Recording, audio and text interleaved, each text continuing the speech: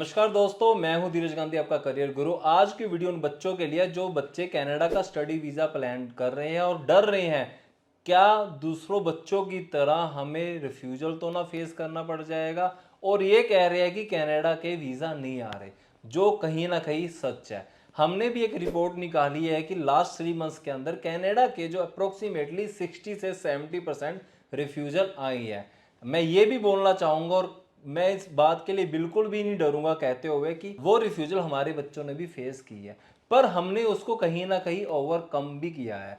तो आज मैं प्रॉपर आपको एक्सप्लेन करूंगा कि हम कनाडा का वीज़ा कैसे सिक्योर कर सकते हैं और कनाडा ही आज के डेट में सबसे अच्छी कंट्री क्यों है।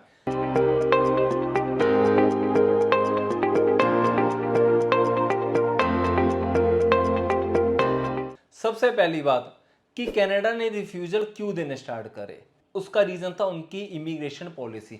हमने बहुत सारे बच्चों को बुला लिया है, तो अब उनको रियलाइज हुआ कि हमें क्वांटिटी के ऊपर नहीं क्वालिटी के ऊपर काम करना पड़ेगा। इसलिए उन्हें लास्ट 2 ईयर से अगेन एंड अगेन अपनी इमिग्रेशन पॉलिसीज को चेंज बहुत ज्यादा किया। इतने ज्यादा चेंजेस की वजह से कहीं ना कहीं एक रीजन है कि इमिग्रेशन का बच्चों को रिफ्यूजल देना। सेकंड में बात करना चाहूंगा कहीं ना कहीं एचडीएस और नॉन एचडीएस का बंद हो जाना और बच्चों का ये मान लेना कि अब आइल्स और पीटी की स्कोर की रिक्वायरमेंट नहीं रही है। तो मैं आपको बता दूं कि आइल्स और पीटी की स्कोर की जो रिक्वायरमेंट है वो आज भी सेम है। अगर आप आइल्स के साथ फाइल लॉन्च करते हो तो आपको 6 ईच चाहिए, और अगर आप पीटी के साथ फाइल को लॉन्च करते हो तो आपको 60 ईच चाहिए। तीसरे मैं पॉइंट पे बात करूंगा कि कहीं ना कहीं बच्चों का इंटेंट नहीं क्लियर हो पा रहा है कि वो ये कोर्स क्यों करने जा रहा हूं। जैसे मैं एक एग्जांपल की बात करूंगा कि आज बच्चे ने बीकॉम करी इंडिया से और वहां कहता है कि मैं तो एक डिप्लोमा करने के लिए जा रहा हूं, चाहे वो 1 साल का हो चाहे वो 2 साल का हो, और वो सिंपल डिप्लोमा है, एक बिजनेस के डिप्लोमा के लिए जा रहा है। तो इमिग्रेशन ये बोलती है कि ये कोई मुझे एक इंटेंट क्लियर नहीं हो रहा कि बच्चे ने बीकॉम वहाँ पे कर ली और आज करने भी आ रहा है तो सिर्फ एक डिप्लोमा करने के लिए आ रहा है। तो मैं यहाँ पे बच्चों को गाइड करूँगा कि कहीं ना कहीं आपको मास्टर के लिए ही जाना चाहिए ताकि आप अपना वीज़ा सिक्योर कर पाए। चौथी बात मैं आपको कहना करूँगा आपके फाइनेंशियल। बच्चों ने ये भी कहना स्टार्ट कर दिया कि हमें जीआईसी पे करने की जरूरत नहीं है, क्योंकि अब एचडीएस बंद हो चुका है। तो मैं आपको बता दूं जीआईसी की रिक्वायरमेंट आज भी वही है, इवन बढ़ चुकी है। जहां पहले 10,000 जाती थी फिर वो 20,000 हुई, जो आज की रिक्वायरमेंट है वो $22,835 है। तो कहीं ना कहीं इसके अलावा आपका सडन फंड डलवाना कहीं ना कहीं आपका रिफ्यूजल का रीजन है। इमिग्रेशन कभी सोर्स ऑफ फंड नहीं मांगते कि आपने फीस और जीआईसी कहां से पे करा, पर आज इमिग्रेशन उस सोर्स मांगने लगी है उस फंड का जो आप इमिग्रेशन को दिखा रहे हो, आपका सेकेंड ईयर का लिविंग और सेकेंड ईयर की फीस। तो अगर वो आपने पैसा सडन डलवाया है तो आपका कहीं ना कहीं वो भी एक रीजन है आपके रिफ्यूजल आने का। एंड एक और बात मैं यहाँ पे ऐड करूंगा कि आपको कहीं ना कहीं उन डॉक्यूमेंट, अगर आप फंड रिसेंट दिखा रहे हो तो आपको सोर्स ऑफ फंड जरूर लगाना चाहिए कि वो पैसा आया तो आया कहाँ से, और वो आपके पास लॉन्ग टर्म पैसा रहेगा।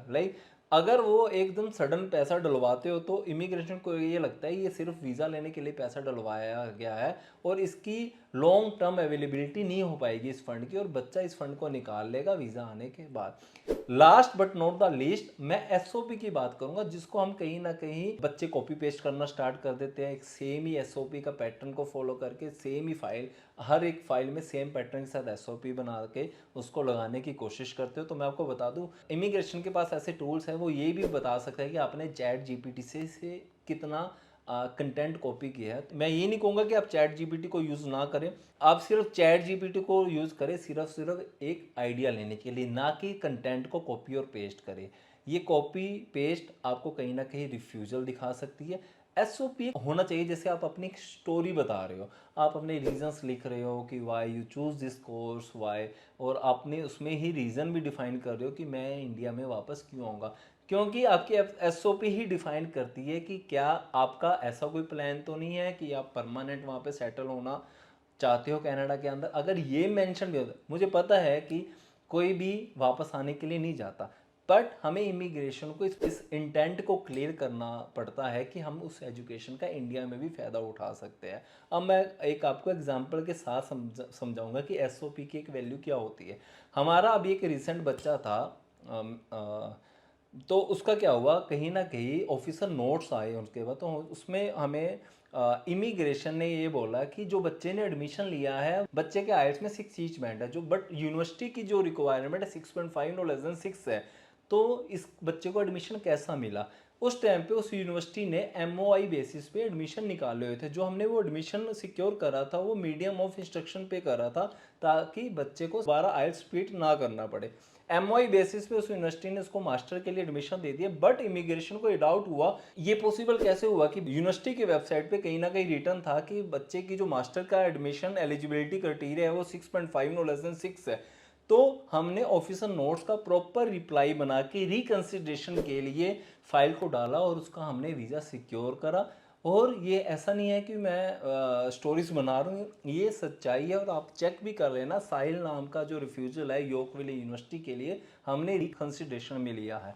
ऐसे ही कोई ये कहता है कि 1 ईयर मास्टर के साथ वीज़ा नहीं आता, ऐसा भी कहना गलत होगा। हमारी कल की बात है, करण अरोड़ा के नाम से एक बीटेक बच्चा 2 साल एक्सपीरियंस के साथ PT67, और उसने 1 साल की मास्टर ऑफ कंप्यूटर साइंस में एडमिशन लिया 1 साल का प्रोग्राम में, और उसने उसका भी इमिग्रेशन ने वीज़ा दिया इवन मई इनटेक के लिए। एक पॉइंट यहाँ पे डिस्कशन में एक और करना चाहूँगा आपको, कि आपका लेट फाइलिंग करना भी, लेट लॉजमेंट करना भी कहीं ना कहीं आपको रिफ्यूजल फेस करना पड़ सकता है। सो आप फाइल को जितनी जल्दी, जैसे अब सितंबर इनटेक के लिए अगर कोई बच्चा ये कह रहा है कि मेरे पास बहुत टाइम पड़ा है, नहीं, जितनी जल्दी आप फाइल लगाओगे उतनी जल्दी वीज़ा लोगे, because it's immigration policy first come first serve basis होता है। जो पहले आता है वो पहले लेके जाता है। ऐसा नहीं होता कि वो पहले फाइलें सारी इकट्ठी करते फिर एनालाइज करते हैं किसी को वीज़ा देंगे और किसको नहीं देंगे, नहीं।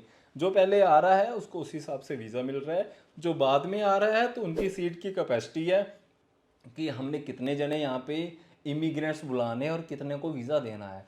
अगर आपको भी ये डाउट है कि भी मैं कनाडा का रिफ्यूज़ल ले चुका हूँ या मेरा कनाडा का रिफ्यूज़ल आ ना जाए और डर रहे हैं फाइलिंग करने के लिए, तो इमिग्रेशन गुरुज के ऑफिस में विजिट जरूर करें और हमारे दिए गए नंबर पे कॉल करें, अपने प्रोफाइल को शेयर करें और अपना कनाडा जाने का सपना पूरा करें। नमस्कार।